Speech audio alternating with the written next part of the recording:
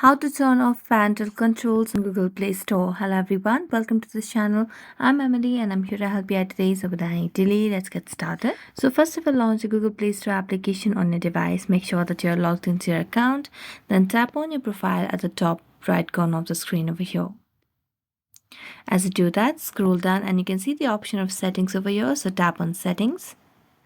And here you can see different options. So just tap on the family option over here.